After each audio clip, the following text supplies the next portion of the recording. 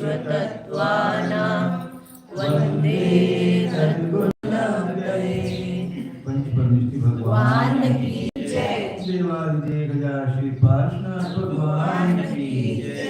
परम पूज्य आचार्य श्री उमा स्वामी जी महाराज की जय। परम पूज्य आचार्य श्री विजय स्वामी जी महाराज की जय। परम पूज्य आचार्य श्री शांति सागर जी महाराज की जय। परम पूज्य आचार्य श्री सरस्वती सागर जी महाराज की जय। परम पूज्य आचार्य श्री अभिनंदन सागर जी महाराज की जय। परम पूज्य आचार्य गुरुदेव सुंदर सागर जी महाराज की जय। गुरुदेव समंत भद्र स्वामी की जय। परम पूज्य आचार्य श्री सागर जी महाराज की जय।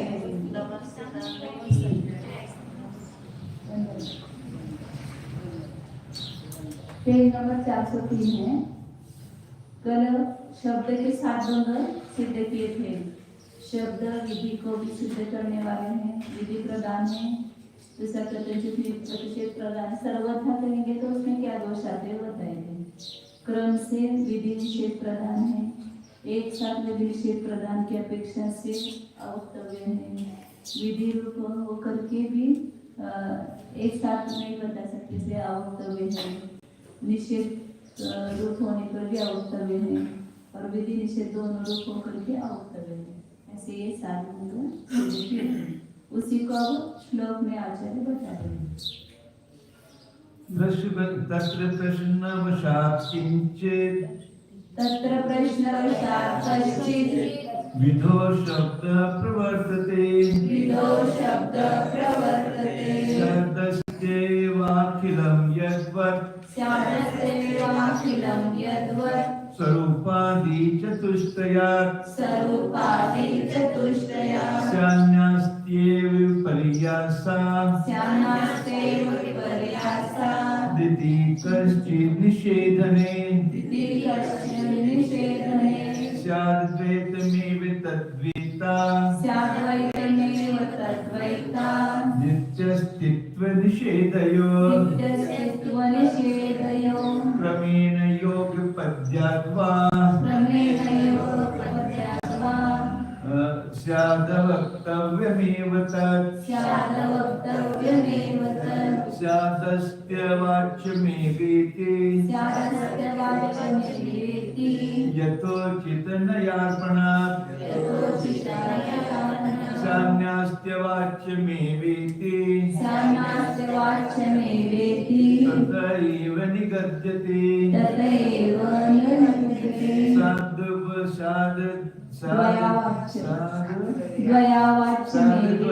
द्वयावाच्यमेवेति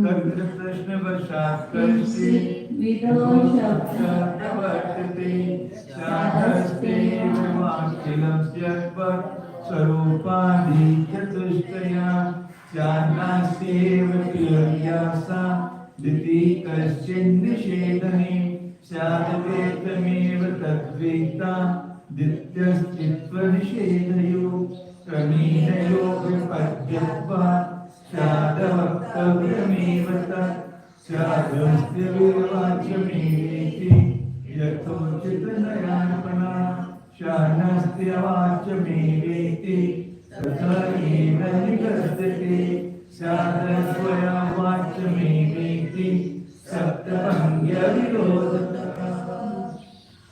जैसे सप्तभंगी घटित करते वैसे शब्द के विधेय प्रदान और निषेध प्रदान पर सप्तभंगी घटित की है। तो जो 7 एकांतों का खंडन किया था, तो 7 एकांतों का खंडन करके स्याद्वाद की अपेक्षा से सप्तभंगी कैसे सिद्ध होती है वो बता रहे हैं यहाँ पर। उसका दृष्टांत लिया, जैसे अपन सप्तभंगी घटाते हैं ना अस्ति धर्म की अपेक्षा से, तो उसको उदाहरण लेकर के शब्द में सप्तभंगी सिद्ध करें। तत्र प्रश्नवशात् कश्चित् विधौ शब्द प्रवर्तते। प्रश्न के वश से कश्चित् शब्द, तो ही शब्द विधौ प्रवर्तते, विधि रूप अर्थ में प्रवृत्त होता है। ऐसा करना चाहिए, उदाहरण स्वाध्याय करना चाहिए, कोई भी वो विधि में प्रवृत्त होता है। जैसे दृष्टांत दिया, यद्वत् स्वरूपादि चतुष्टयात् स्यात् अस्ति एव अखिलम्। जिस प्रकार स्वरूपादि चतुष्टय से स्वद्रव्य, स्वक्षेत्र, स्वकाल, स्वभाव, इन स्वरूप चतुष्टय से प्रत्येक वस्तु किस रूप से है? पुस्तक है। पुस्तक किस रूप से है? अपने रूप से है क्या? मैंने लिखी पुस्तक, मेरे सद्गुण उसमें गए हैं। इस पुस्तक अपने स्वद्रव्य, स्वक्षेत्र, स्वकाल, स्वभाव, उसका जो पुस्तक द्रव्य, उसके जो प्रदेश, उसके जो का पर्यावस्था और उसी के गुण, उस रूप से उसका अस्तित्व है, अपने रूप से नहीं है। तो जिस प्रकार वस्तु स्वरूपादि चतुष्टय से स्यात् अस्ति एव, स्वरूपादि चतुष्टय शब्द लगाया इसलिए ये एवकार लगाया। जहाँ अपेक्षा बताई जाती है वहां पर एवकार होता है। स्वरूपादि चतुष्टय से स्यात् अस्ति भी है ऐसा नहीं, स्वरूपादि चतुष्टय से अस्ति ही है, वहां पर जोर देना चाहिए, मतलब एवकार लगाना चाहिए। जहाँ अपेक्षा नहीं बताई जाती स्यात्, तो वहां पर अपि लगाओ, अपेक्षा नहीं बताई वहां पर। लेकिन जहाँ अपेक्षा बताई जाती है वहां पर एव लगाया जाता है, क्योंकि जैसे मैं अपनी माता की अपेक्षा पुत्री ही हूँ, या माता की अपेक्षा पुत्री भी हूँ, तो प्रभु क्या हूँ? तो स्वरूप की अपेक्षा से अस्ति ही है, स्वरूपादि चतुष्टय से। ये जैसे है वैसे शब्द, कहीं कोई शब्द विधि में प्रवृत्त होता है। दूसरा भंग जैसे है क्या? स्यात् नास्ति एव विपर्यासात्। जिस प्रकार विपर्यास मतलब स्वरूप से विपर्यास क्या करेंगे? पररूपादि, पररूपादि चतुष्टय से पर द्रव्य, पर क्षेत्र, पर काल, पर भाव की अपेक्षा से वस्तु है क्या? नहीं। मैं शरीर का द्रव्य, क्षेत्र का भाव की अपेक्षा मैं हूँ क्या? तो नहीं हूँ, उसकी अपेक्षा से मैं नहीं हूँ। तो स्यात् नास्ति एव कर लगाया। उसी प्रकार कश्चित् निषेधने, कोई शब्द निषेध रूप अर्थ में प्रवृत्त होता है। कोई शब्द विधि रूप अर्थ में प्रवृत्त होता है, कोई निषेध रूप। जैसे वस्तु में नास्ति धर्म है, वैसे शब्द में निषेध करना रूप धर्म है। तीसरा अभंग क्या है? स्यात् द्वैतम एव तद्वैतात्। उन दोनों का द्वैत, स्वरूपादि चतुष्टय और पररूपादि चतुष्टय, इन दोनों द्वैतों की अपेक्षा से वस्तु में क्या है? द्वैत, मतलब अस्ति और नास्ति है। वैसे शब्द में भी अस्तित्व निषेधयोः क्रमेण, क्रम से शब्द अस्तित्व और निषेध दोनों में प्रवृत्त होता है। कभी अस्तित्व में, कभी नास्तित्व में, तो क्रम से प्रवृत्त हो सकता है। और योग पद्यात्मा स्यात् अवक्तव्यम् एव तत्, और एक साथ कहेंगे अस्ति नास्ति भी एक साथ कहेंगे तो अवक्तव्य ही है। उसी प्रकार शब्द भी विधि और निषेध दोनों एक साथ बताएंगे तो नहीं बता सकते, अवक्तव्य ही है। एक मतलब दृष्टांत और राष्ट्रांत दोनों लगाए सब जगह। योग पद्यात् स्यात् अवक्तव्यम्, अवक्तव्य ही है, युगपद की अपेक्षा से अवक्तव्य ही है। फिर स्यात् अस्ति अवाच्यमेव इति यथोचित नयार्पणात्, यथा योग्य नहीं की मुख्यता से स्वरूपादि चतुष्टय और स्वपर दोनों की एक साथ विवक्षा से कौन सा आएगा भंग? अस्ति अवक्तव्य, अवक्तव्य ही है। अस्ति के लिए स्वरूपादि चतुष्टय लगाएंगे और उसी समय दोनों की ऊपर विवक्षा लेंगे तो कैसी है? अवक्तव्य है। वस्तु होकर भी एक साथ नहीं बताई जा सकती है वस्तु। फिर स्यात् नास्ति अवाच्यम् एव, आगे का भंग, छठा भंग। वस्तु कैसी है? पर रूपादि की अपेक्षा और एक साथ स्वपर रूपादि की अपेक्षा से कैसी है? नास्ति अवाच्य है, अवाच्य ही है। अपेक्षा लगाए से शब्द एव कर लगाया, तथा एव निकद्यते। स्यात् द्वय अवाच्यम् एव, और सातवां भंग कौन सा है? स्टार्ट क्रम से और एक साथ दोनों की विवक्षा लेंगे तो कैसे है? द्वय और अवाच्य, उभय और अवाच्य, अस्ति नास्ति अवक्तव्य। उसी प्रकार शब्द में लगाएंगे तो विधि निषेध और अवक्तव्य। शब्द क्रम से विधि और निषेध की अपेक्षा से और एक साथ विधि निषेध की अपेक्षा से कैसा है? दोनों रूप होकर के अवक्तव्य है, विधि निषेध रूप होकर के अवक्तव्य है। ऐसे वस्तु में अस्तित्व की अपेक्षा से सात भंग है, ऐसे शब्द में भी विधि और निषेध को बताने की अपेक्षा से सात भंग घटित किए हैं। सप्तभंगी अविरोध होता है, इस प्रकार अविरोध रूप से सप्तभंगी है। सात भंग सप्तानाम भंगानाम समाहारः सप्तभंगी, इस प्रकार समास विग्रह होता है। इन सात प्रकार के वाचक शब्दों में कोई शब्द तो प्रश्न के वश से विधान करने में प्रवृत्त रहा है, जैसे कि स्वद्रव्य, क्षेत्र, काल, भाव इन अपने स्वरूपभूत चार अवयवों से संपूर्ण पदार्थ कथनचित अस्ति रूपहीन है। तथा कोई शब्द यो निषेध करने में प्रवृत्त रहा है, जैसे कि स्वरूप आदि के विपर्यास यानी परद्रव्य, क्षेत्र, काल भावों से संपूर्ण पदार्थ कथनचित नास्ति स्वरूप ही है। विधि और निषेध के क्रम से उस द्वैत पद की विवक्षा से संपूर्ण पदार्थ कथनचित अस्ति नास्ति उभय रूप ही है, अथवा अस्तित्व और निषेध की युगपत कथन विवक्षा होने पर वह वस्तु अवक्तव्य ही है। तथा यथा योग्य उचित न्याय की विवक्षा करने से यानी स्वरूप चतुष्टय और एक समय में दोनों के कहने की अपेक्षा से वस्तु कथनचित अस्ति अवक्तव्य रूप ही है।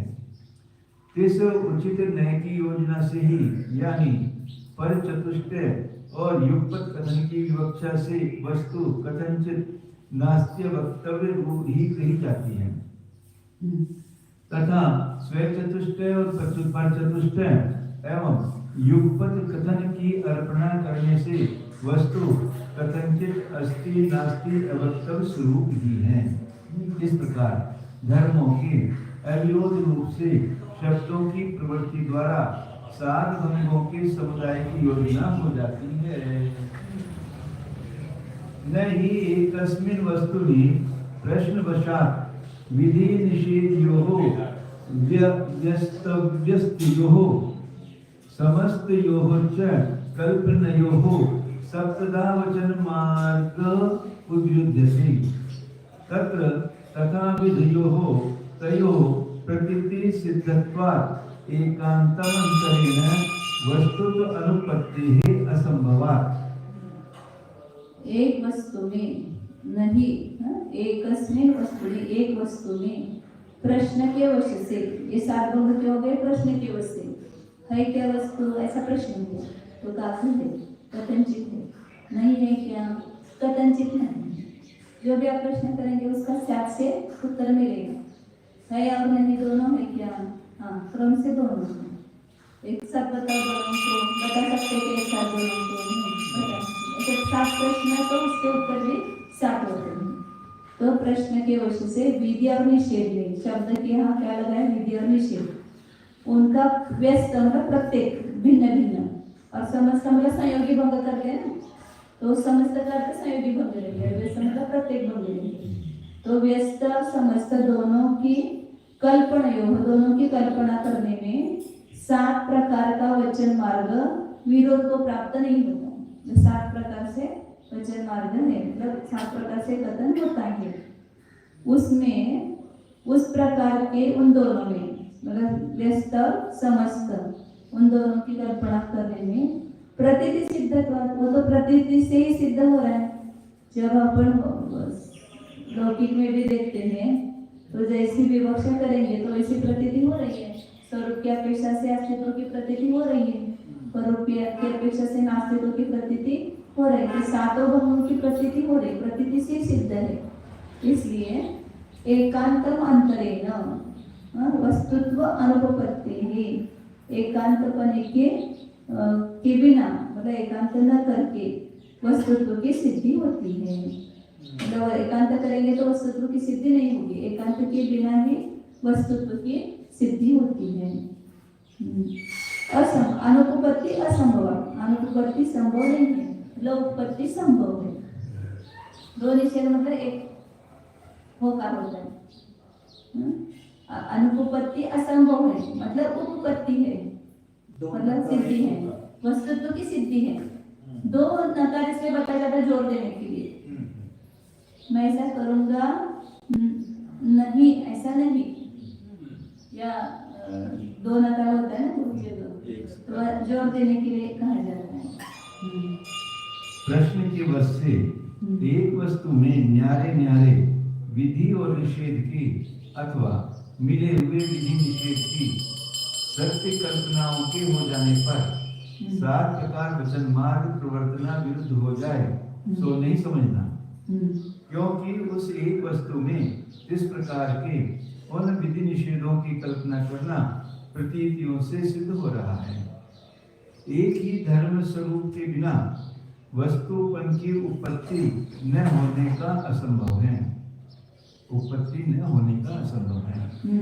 अर्थात एकांत पने के आग्रह को छोड़कर वस्तु की सिद्धि हो सकती है। एक को ही एकत्रित करने से अनेक बन जाते हैं। अकेला एक धर्म अवस्तु है और है भी तो नहीं।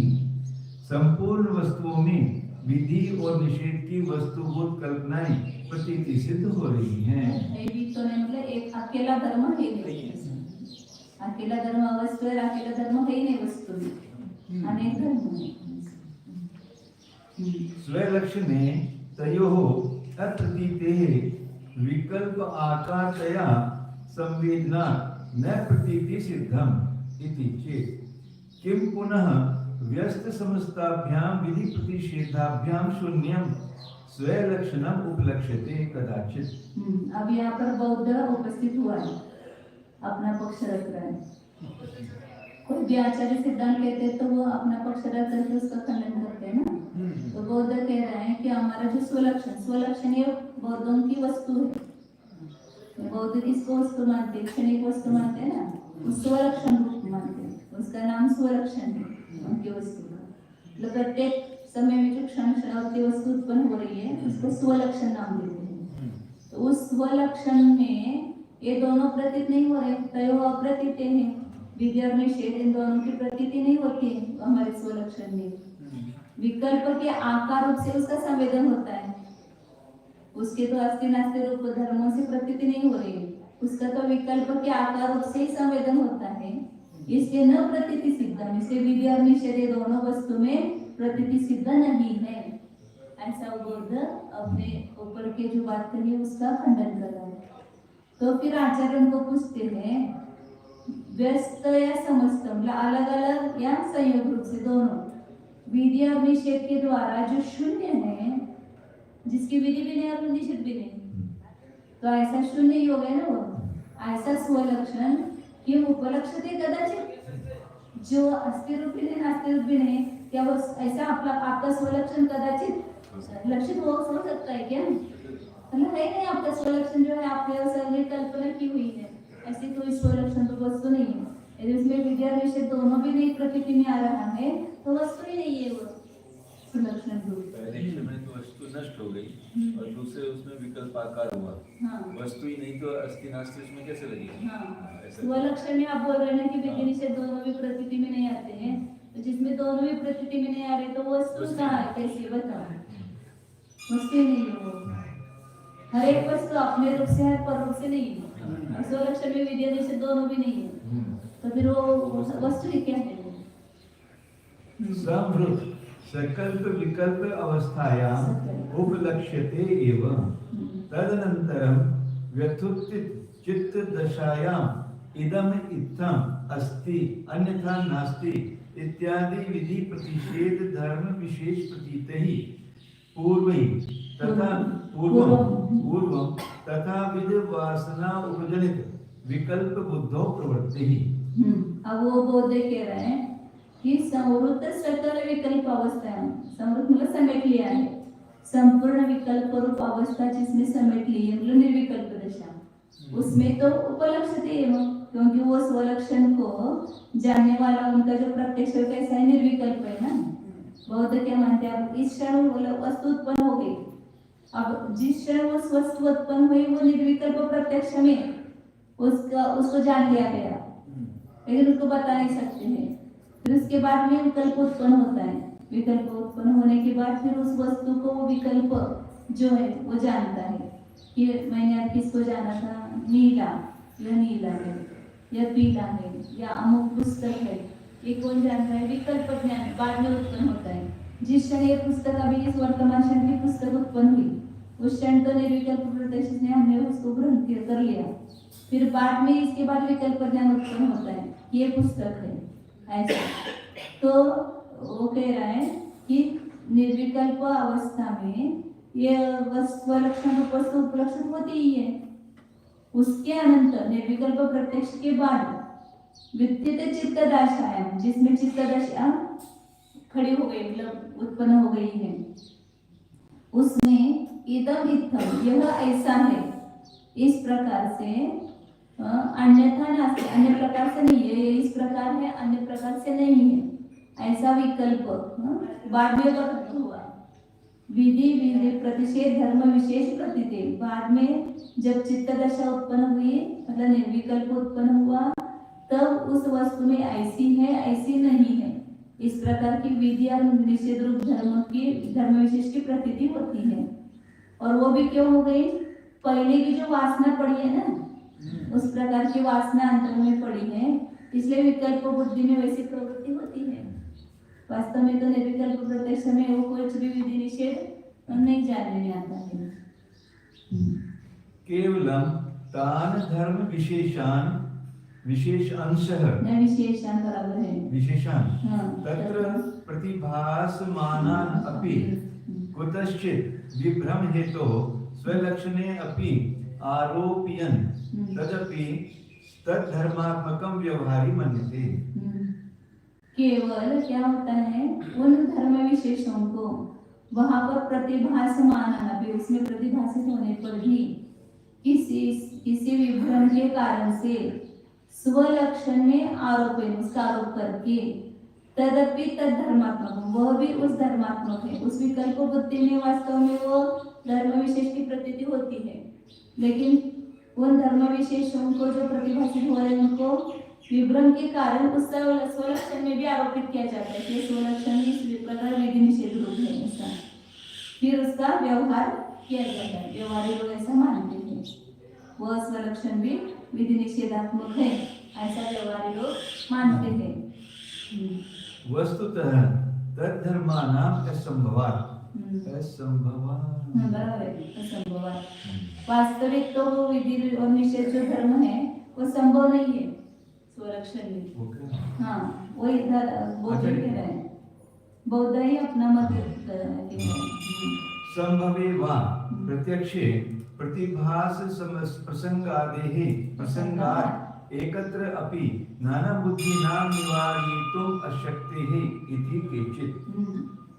वस्तुतः तो वे धर्म है ही नहीं, ऐसा कह रहे हैं ना, और यदि है ऐसा कहेंगे वस्तु में तो प्रत्यक्ष में प्रतिभाषित होने का प्रसंग आएगा। जो निर्विकल्प प्रत्यक्ष जब होता है तो उसमें विधि निषेध रूप ऐसी वस्तु है और ऐसी नहीं है, ऐसा विकल्प होना चाहिए उसमें प्रत्यक्ष बुद्धि में, लेकिन उसमें तो वैसा प्रतिभास होता नहीं है। प्रतिभास प्रसंग होने से और एकत्र और एक ही वस्तु में नाना बुद्धियों को निवारण करना अशक्य हो जाएगा। वो एक वस्तु में अनेक धर्म मानते नहीं है, मतलब नाना बुद्धि, तो उनका निवारण करने में वह अशक्त होगा। ऐसा इति केचित, इस प्रकार हाँ कोई कहता है, बौद्ध कह रहे हैं।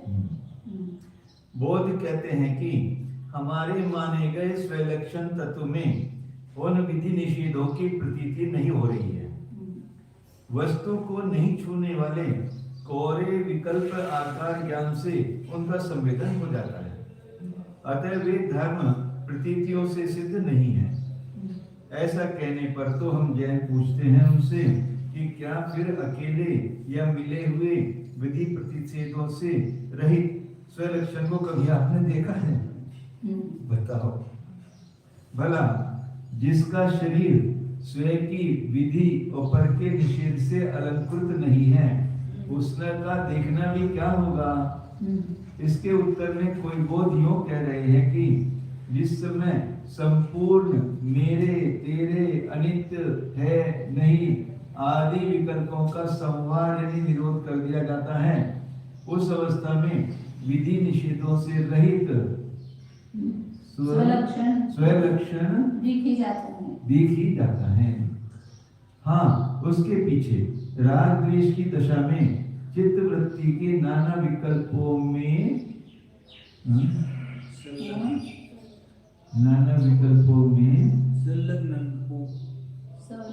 संलग्न हो जाने पर, उधर स्पष्ट होगा, संलग्न हो जाने पर यह इस प्रकार का है, दूसरे प्रकार से नहीं है, इत्यादि अनेक विधि प्रतिषेध रूप विशेष धर्मों की प्रतीति होने लग जाती है। पहले समयों में इस प्रकार के झूठे विकल्प ज्ञान हो चुके हैं, उनकी वासनाएं हृदय में बैठी हुई है।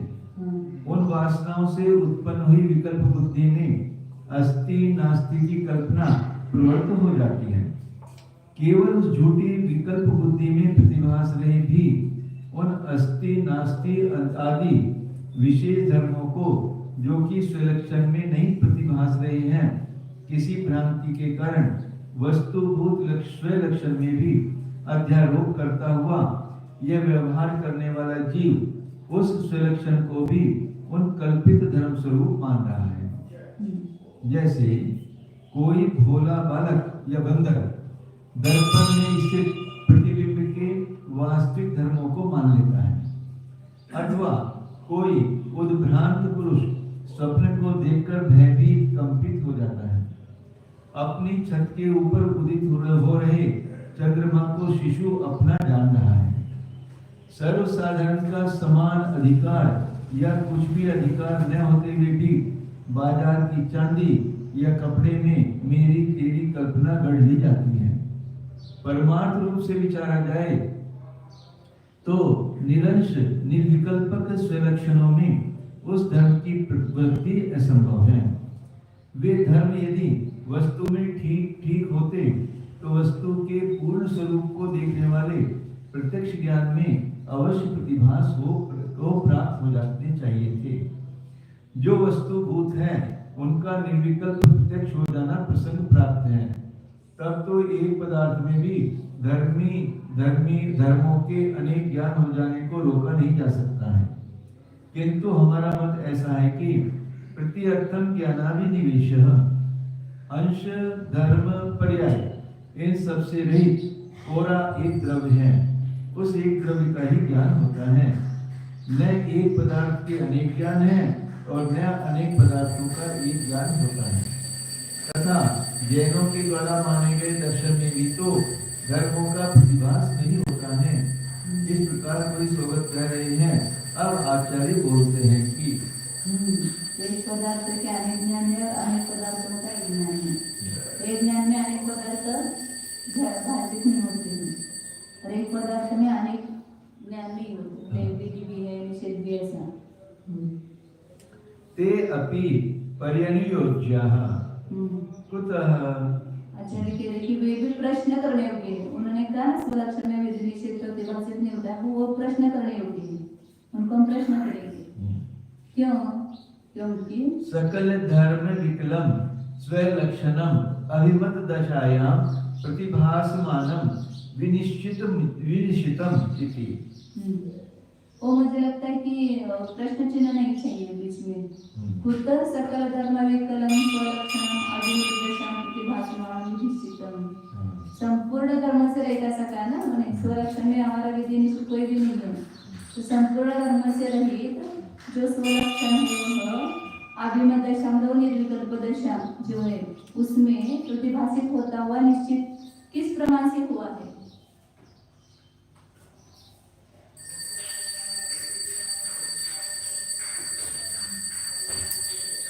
किस प्रमाण से वह निश्चित हुआ है, ऐसा प्रश्न किया उनको। प्रश्न करने के ऐसा बताया ना, तो प्रश्न किया उनको। यहाँ बोल रहे थे स्वलक्षण संपूर्ण धर्म से रहित है, तो वो निर्विकल्प दशा में किस प्रमाण से प्रतिभासित हो रहा है? कतः प्रतिभासमानम विनिश्चितम। तो विनिश्चित मति के बाद क्वेश्चन मार्क कर सकते हैं प्रश्न। हाँ, वहाँ कर सकते हैं, फिर कुतः के बाद नहीं चाहिए। प्रत्यक्ष ते एव इति चेत न प्रत्यक्ष ते एव इति चेत न तस्य निश्चयाकत्वात्। आप बोलेंगे कि प्रत्यक्ष प्रमाण से भाषित होता है स्वलक्षण, प्रत्यक्ष प्रमाण से प्रतिभासमान होकर के निश्चित होता है, ऐसा कहेंगे तो वो कहना भी ठीक नहीं है, क्योंकि तस्य अनिश्चयकत्वात्। वो जो प्रत्यक्ष प्रमाण है आपने कैसा माना, निर्विकल्प माना, तो जो निर्विकल्प वो कैसा निश्चय कर पाता है? निर्विकल्प निश्चय नहीं करेगा ना, व्यवसायत्मक नहीं है वो। तो इसलिए अनिश्चयकत्वात् प्रत्यक्ष से आप कहेंगे तो वो ठीक नहीं है, क्योंकि प्रत्यक्ष तो आपका अनिश्चयक है, कोई भी निश्चय नहीं करता है। निश्चयजनकत्वात्।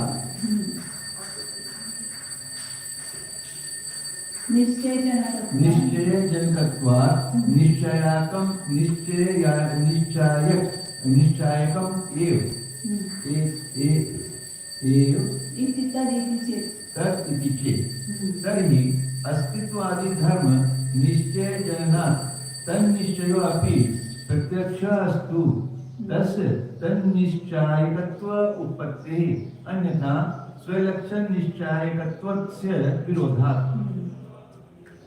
वो प्रत्यक्ष जो है निश्चय को उत्पन्न करने वाला होने से निश्चायक ही है, ऐसा यदि आप मानते हो तो अस्तित्वादि धर्म का निश्चय जननात्, निश्चय को उत्पन्न करने वाला होने से तद निश्चय भी प्रत्यक्ष असतो, उस विद्यादि का जो निश्चय है वह भी प्रत्यक्ष होवे, क्योंकि निश्चय होने से, निश्चय को उत्पन्न करने वाला होने से निश्चय कैसा कह रहे ना, तो अस्तित्वादि धर्म के निश्चय को भी उत्पन्न करता है, प्रत्यक्ष प्रमाण से भी उसका अस्तित्व भाषित होता है, तो फिर जो उसका निश्चय भी प्रत्यक्ष होवे, तस्य निश्चयकत्व उपपत्ति है, क्योंकि उसके निश्चय होने की प्राप्ति होती है, अन्यथा स्वलक्षण निश्चयकत्व से विरोधात्, नहीं तो फिर स्वलक्षण के निश्चय होने का भी विरोध होगा, स्वलक्षण का भी निश्चय नहीं होगा, प्रत्यक्ष को निश्चय नहीं मानेंगे तो स्वलक्षण का भी निश्चय कैसे करेगा प्रत्यक्ष?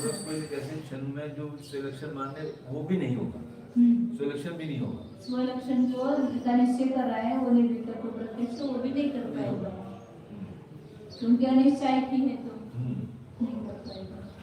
वे बोध भी इस प्रकार प्रश्नमाला को उठाकर अपहरण करने योग्य हैं कि जिस दशा में विकल्पों का संहार हो चुका है, उस इष्ट दशा में स्वलक्षण तत्व संपूर्ण धर्मों से रहित प्रतिभास रहा है। इस बात को आप बौद्धों ने विशेष रूप से कैसे निश्चय किया, बताओ। यदि प्रत्यक्ष प्रमाण से ही निश्चय किया कहो तो सोच ठीक नहीं, क्योंकि आपने उस प्रत्यक्ष को निश्चय कराने वाला नहीं माना है। यदि आप यूं कहें कि प्रत्यक्ष ज्ञान स्वयं तो निश्चय रूप नहीं है, किंतु निश्चय का जनक होने से वह प्रत्यक्ष प्रमाण निश्चायक अवश्य है, तब यूं कहने पर तो हम जैन कहते हैं कि अस्थिपन नास्तिपन आदि धर्मों का विकल्प ज्ञान रूप निश्चय की उत्पत्ति करने से उनका निश्चय ज्ञान भी प्रत्यक्ष प्रमाण हो जाओ, क्योंकि जो निश्चय को पैदा करता है वह प्रत्यक्ष आपने माना है। पीछे से दृढ़तर निश्चय का उत्पाद करने से अस्तित्व आदि के पहले उस निश्चय ज्ञान को उसका निश्चायकपना सिद्ध हो रहा है, अथवा प्रत्यक्ष के पीछे निश्चय और उसके अंतर दृढ़तर निश्चय को कराने वाले उस प्रत्यक्ष को उन अस्तित्व आदि का निश्चयपन सिद्ध हो रहा है, अन्यथा प्रत्यक्ष को स्वलक्षण के निश्चयपने का विरोध होगा।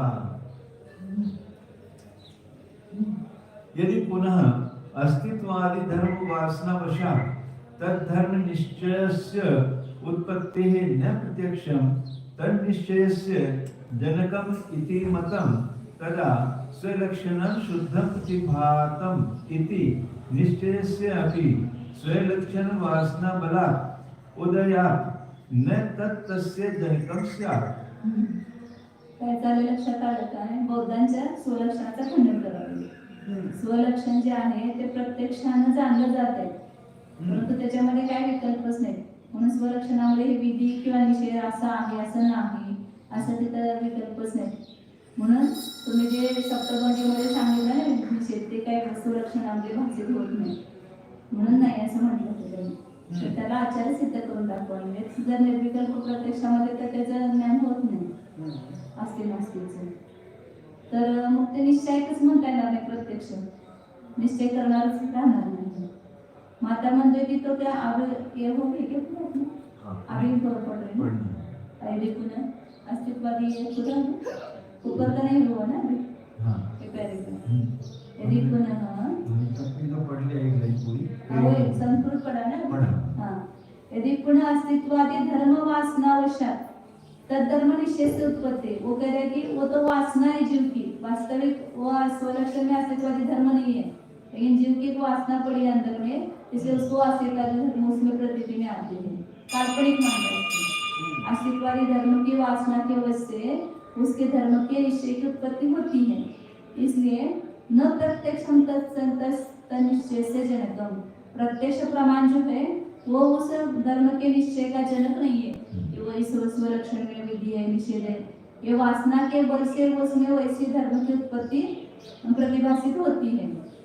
तदा फिर आचार्य कह रहे हैं, मत है आपका, तदा स्वलक्षण शुद्ध प्रतिभातम इति निश्चय से आती, स्वलक्षण मुझे शुद्ध रूप से प्रतिभाषित हुआ। आपके निर्विकल्प प्रत्यक्ष में स्वलक्षण की प्रतीति कैसी हुई? शुद्ध रूप से प्रतिभाषित हुई।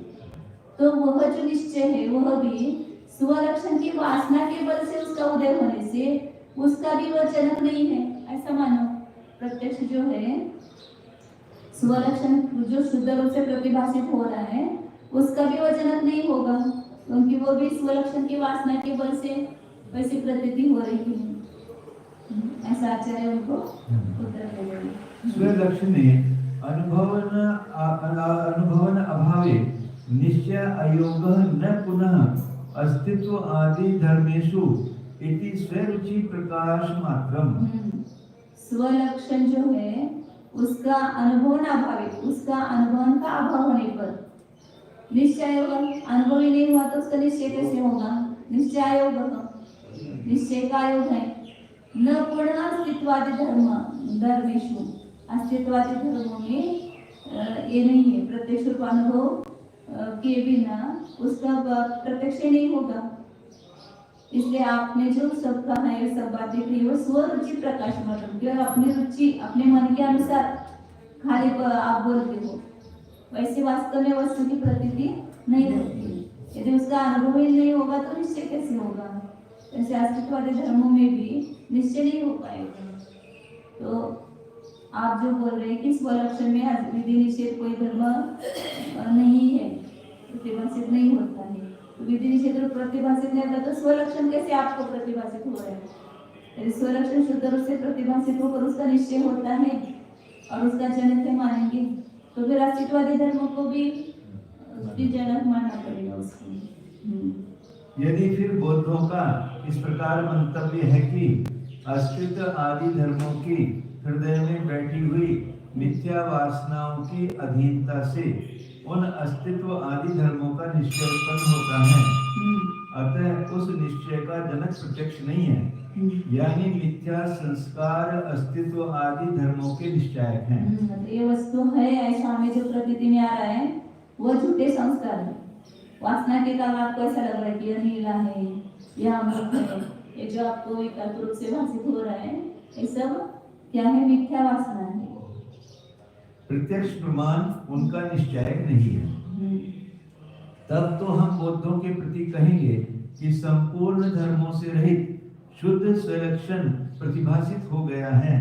इस निश्चय की भी उत्पत्ति स्वलक्षण की झूठी वासना के सामर्थ्य से हो जाएगी, अतः वह प्रत्यक्ष उस निश्चय का जनक न होवे। स्वलक्षण को जाना ऐसा निश्चय भी प्रत्यक्ष से नहीं होगा। फिर ऐसा स्वलक्षण और अस्तित्व आदि धर्म इन सबके निश्चय कराने का उपाय वासनाएं हो सकती हैं। स्वलक्षण में प्रत्यक्ष रूप अनुभव के न करने पर पीछे से निश्चय नहीं हो सकेगा, यह तो माना जाए, और फिर अस्तित्व आदि धर्मों में प्रत्यक्ष रूप अनुभव के बिना निश्चय न होना यह न माना जाए।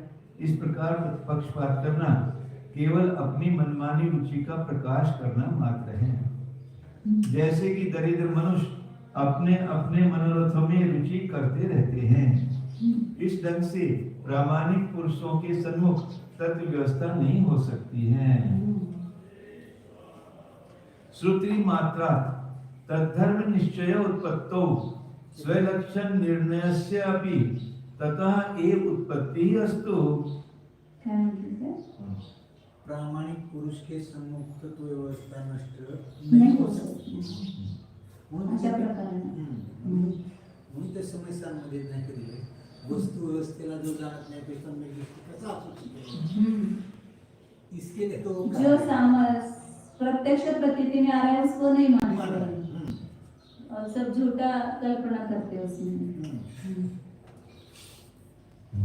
आगे श्रुति मात्रा, हाँ श्रुति मात्रा वो कह रहे प्रत्यक्ष से तो धर्म का निश्चय नहीं हो रहा है, स्वलक्षण में विधि निषेध धर्म ऐसा, लेकिन श्रुति मात्रा से मतलब आगम से श्रुति से उस धर्म का निश्चय की उत्पत्ति है ऐसा मानने पर स्वलक्षण निर्णय से पितते उत्पत्ति अस्तु। फिर आपका जो स्वलक्षण है उसके निर्णय की उत्पत्ति भी उस प्रत्यक्ष श्रुति मात्रा से ही हो जाए। निर्विकल्प प्रत्यक्ष से आप मानते हो ना, तो उससे उसकी उत्पत्ति होगी नहीं। जैसे उसके धर्म की निश्चय उसके धर्मों का निश्चय श्रुति से हो रहा है, ऐसे स्वलक्षण का भी निर्णय श्रुति से हो जाए, प्रत्यक्ष से नहीं हो।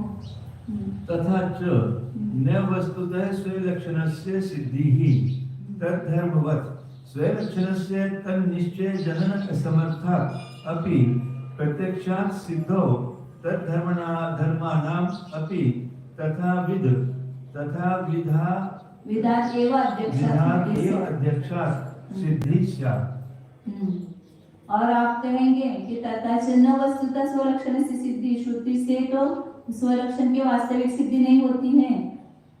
तद्धर्मवत् स्वलक्षणस्य तन्निश्चय जनन असमर्थः, उसके धर्म का जैसे श्रुति निश्चय करते हैं ना ऐसे स्वलक्षण का निश्चय नहीं करती है, ऐसा कहेंगे तो असमर्थादपि प्रत्यक्षात् सिद्ध हो, तो प्रत्यक्ष से स्वलक्षण की सिद्धि होती ऐसा मानते हैं, तो उसके धर्मों की भी उसी प्रकार के प्रत्यक्ष से सिद्धि हो।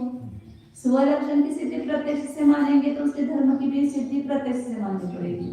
उसके धर्म की सिद्धि श्रुति मात्र से कह रहे हैं तो स्वलक्षण की भी सिद्धि श्रुति मात्र से हो, क्योंकि जो उस वस्तु के धर्म जिस प्रमाण से जाने जा रहे हैं उसी प्रमाण से वो वस्तु धर्म भी जाना जाएगा।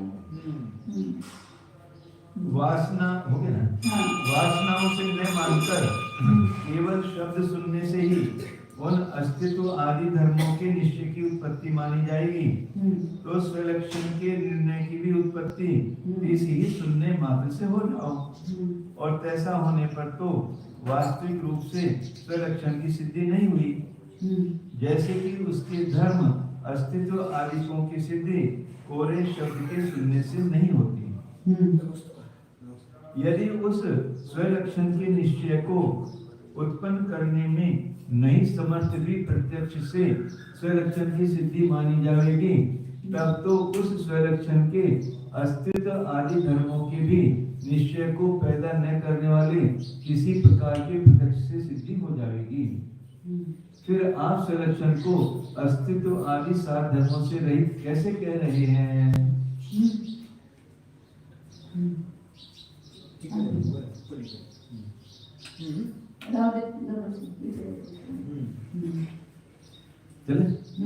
प्रत्यक्षे स्वलक्षणं एव प्रतिभाति न तो कियन्तः धर्मा इति अयुक्तम् सत्वादि धर्म आक्रांतस्य एव वस्तुनः प्रतिभासना।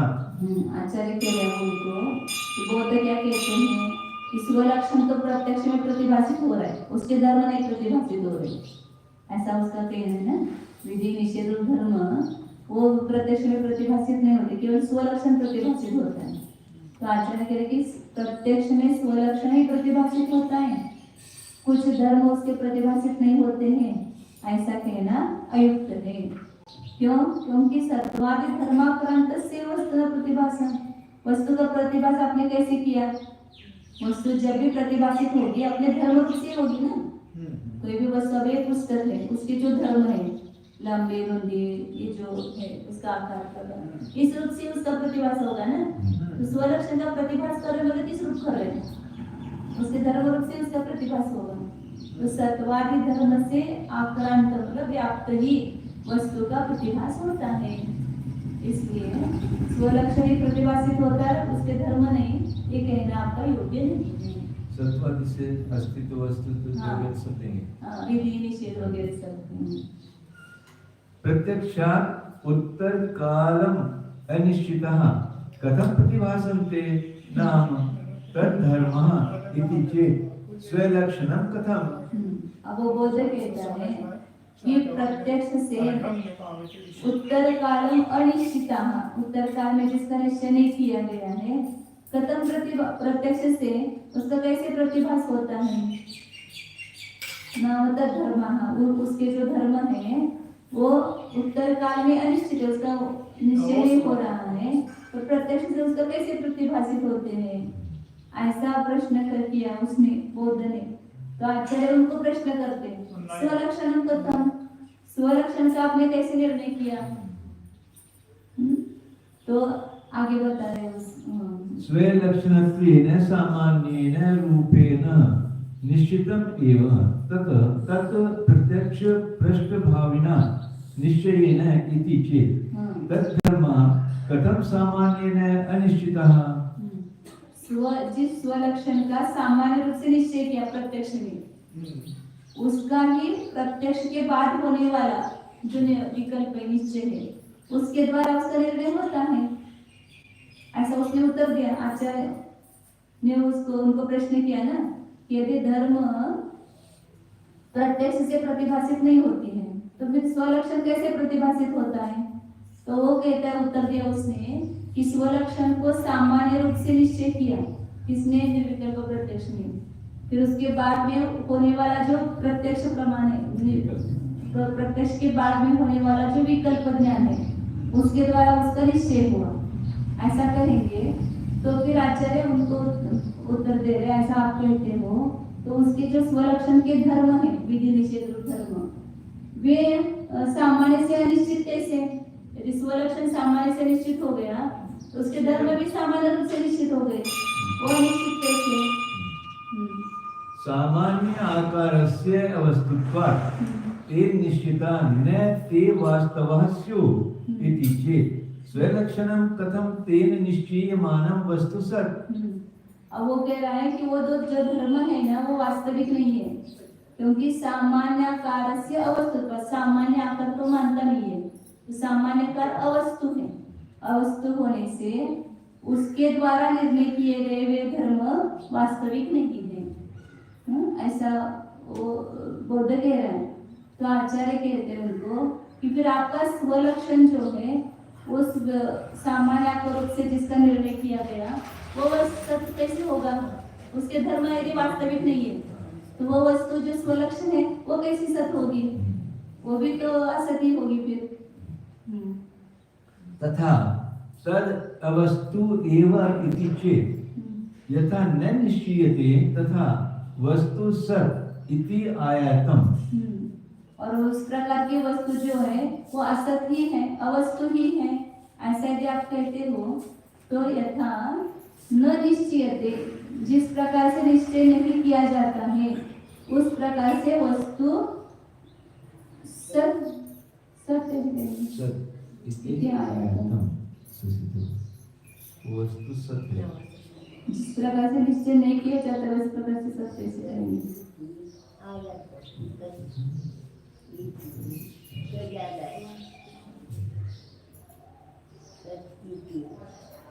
सच्चा अनुभव करने में सर वो तो अनुभव करने में जिस प्रकार से निश्चय नहीं किया जाता है वैसी वस्तु सत्य है, ऐसा सिद्ध हो गया और वो तो अनुपन्न है। अवस्तु एव इति यथा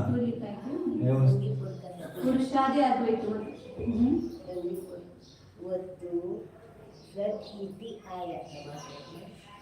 वस्तु सदिति आयातम्।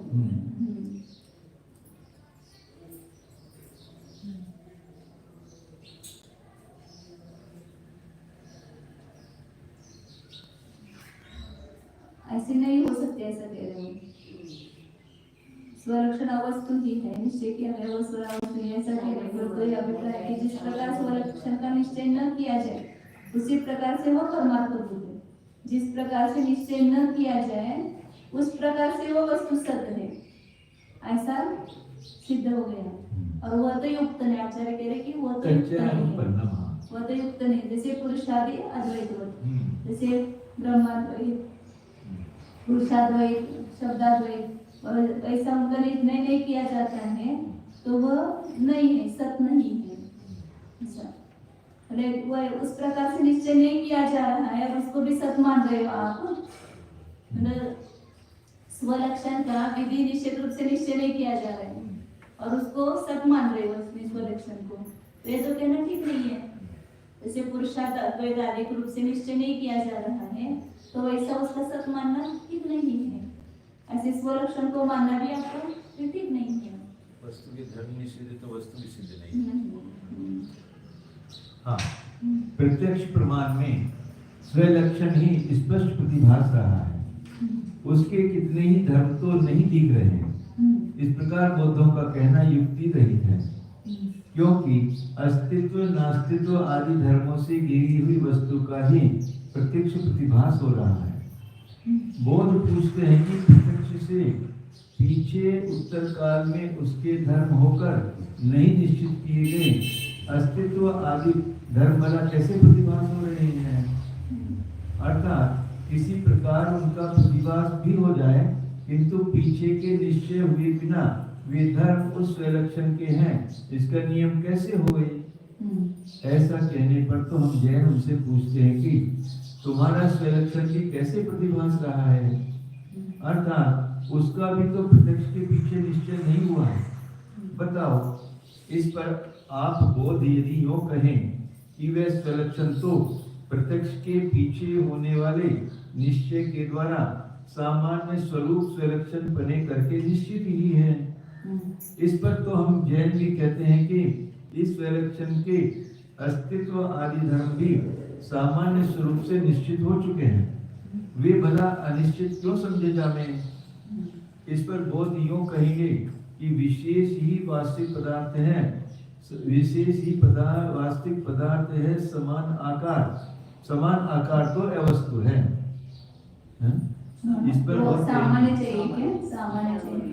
विशेष ही वास्तविक पदार्थ है, सामान्य आकार तो अवस्तु है। जो समान आकार को सामान्य कहना पड़ेगा। सामान्य आकार तो अवस्तु, विशेष कोई वस्तु मानता है ना, वो प्रत्येक क्षण क्षणवर्ती जो वस्तु है वही वास्तविक है। जो उसमें अनेक समान आकार दिख रहे हैं या सामान्य रूप दिख रहे हैं वो वस्तु नहीं है, ऐसा मानते हैं।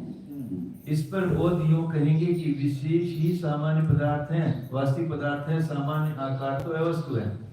इस कारण उस सामान्य पने से निश्चित किए गए वे धर्म वास्तविक न हो सकेंगे। इस पर बौद्धों के कहने पर तो हम पूछते हैं कि उस सामान्य पने से निश्चित किया गया स्वलक्षण तत्व भी भला वास्तविक सद्भुत कैसे कहा जा रहा है, बताओ। इस पर बौद्ध यूं कहते हैं कि इस प्रकार उस अवास्तविक सामान्य से निश्चय किया गया वह स्वलक्षण अवस्तु ही है। विकल्प प्रत्यक्ष से जिसका निश्चय किया वो वास्तविक वस्तु है, और उसके बाद में विकल्प से निश्चय नहीं किया गया वो स्वलक्षण अवस्तु ही है, सामान्य वस्तु मानते नहीं है। ऐसे कहने पर तो यह अभिप्राय आया कि जिस प्रकार स्वलक्षण का निश्चय न किया जाए उसी प्रकार से वह परमार्थ भूत है, किंतु वह बात तो उपपत्ति से रहित है, यानी इस ढंग से स्वलक्षण की सिद्धि नहीं हो सकती है। जैसे कि ब्रह्माद्वैतवादी शब्दाद्वैतवादी आदि अपने ब्रह्म शब्द आदि का निश्चय न कराते हुए कोरे सतपने से या शब्द अनुविद्ध पने से अपने अभिष्ट तत्वों को सिद्ध नहीं कर पाए हैं, वैसे ही बौद्ध अनिश्चित स्वलक्षण को नहीं सिद्ध कर सके हैं। अर्थात जैसा वस्तु का स्वस्वरूप निश्चित हो रहा है वैसा ही वे नहीं मानते हैं, और जो स्वरूप नहीं निश्चित हो रहा है उसे वे मान बैठे हैं। भला कहीं खट्टा भी पेड़ा हुआ करता है क्या? बिगड़ गया तो हो जाएगा। हाँ, नहीं। स्वलक्षणम एव वस्तु सत् स्वार्थ क्रिया निमित्तत्वात् न आत्मा आदि अद्वैतम इति अपि न सत्यम। सत्व आदि धर्मानाम अभावे तस्य तन्निमित्त निमित्तत्व असिद्धेः कर श्रृंगारिवत् सर्वत्र सर्वथा एकांते अर्थ क्रिया निमित्तस्य निराकृतत्वाच्च बहिरंतर्वा अनेकांतात्मनि एव तस्य समर्थना। बौद्ध कहता है कि स्वलक्षण एवं वस्तु, स्वलक्षण ही वस्तु है, वास्तविक वस्तु है जो प्रत्येक क्षण है। और क्यों? क्योंकि स्वार्थ क्रिया निमित्तत्व, वही वस्तु अपनी अर्थ क्रिया करने में निमित्त होती है, निमित्तपना उसमें देखा जाता है।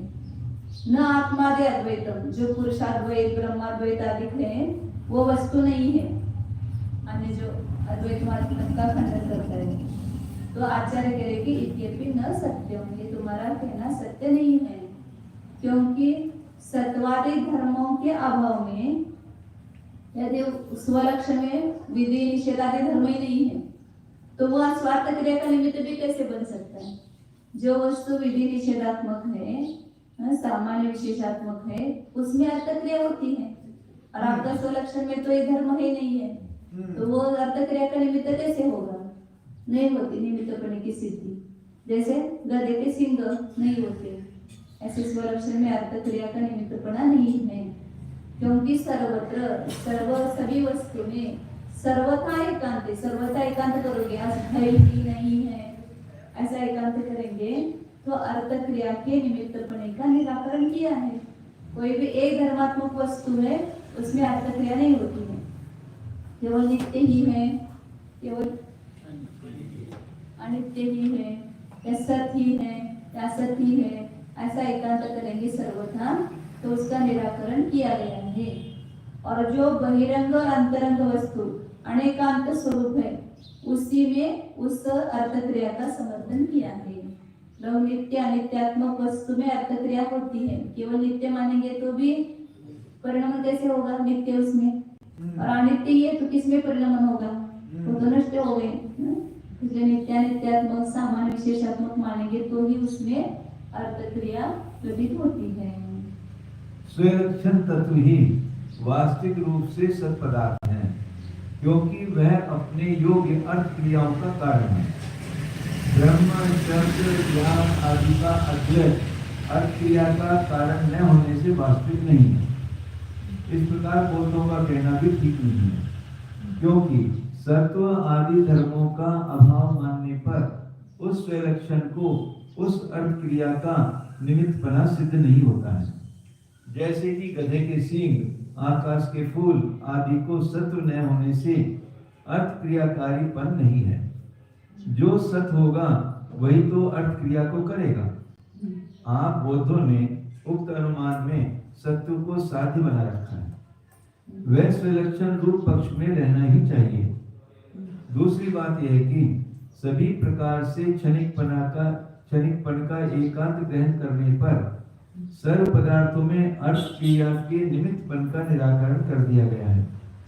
जो प्रथम क्षण में आत्मलाभ कर चुका है वही तो द्वितीय क्षण में ठहर कर अर्थ क्रिया को कर सकता है, परंतु जो द्वितीय क्षण में समूल चूल बन जाएगा वह किस कार्य को करेगा? घट पट आदि बहिरंग अथवा आत्मा ज्ञान आदि अंतरंग पदार्थों के अनेक धर्मात्मक होने पर ही उस अर्थ क्रिया के निमित्तपन का युक्ति पूर्वक समर्थन किया गया है। बाह्य वस्तु को लेंगे तो उद्गला दे देना, और अंतरंग वस्तु कहेंगे तो आत्मा। आत्मा अंतरंग में अरे बाह्य वस्तु देखती है, वो बाह्य वस्तु त्याच्यासाठी त्यांनी म्हणलं नाही हाँ प्रतिभा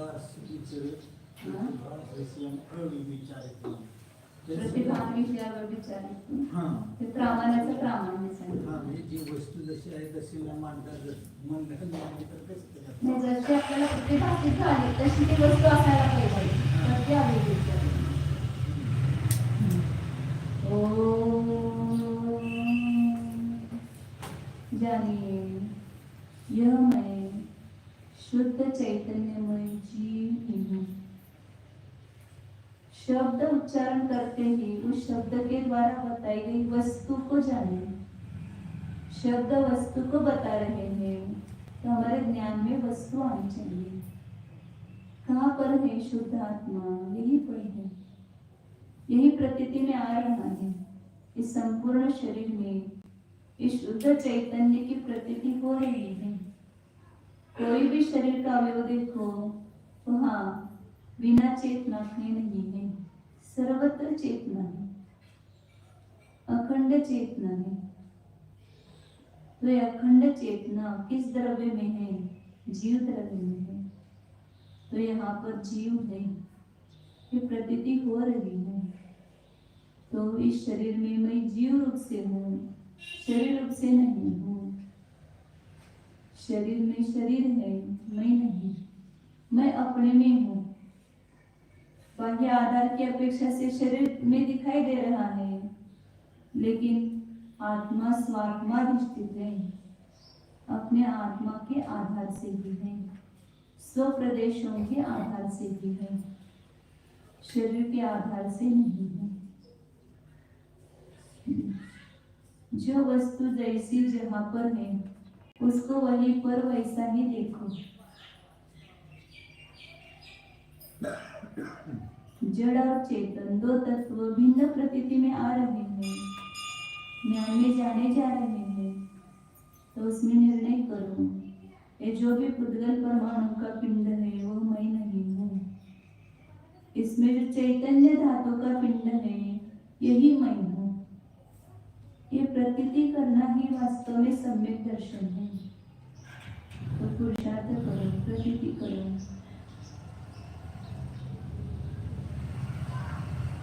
शुद्ध चैतन्य स्वरूप सदा ज्ञायक स्वरूप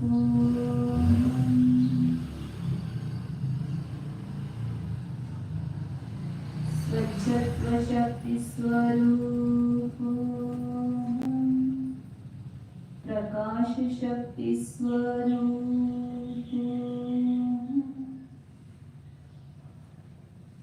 अचिंत्य शक्ति स्वरूप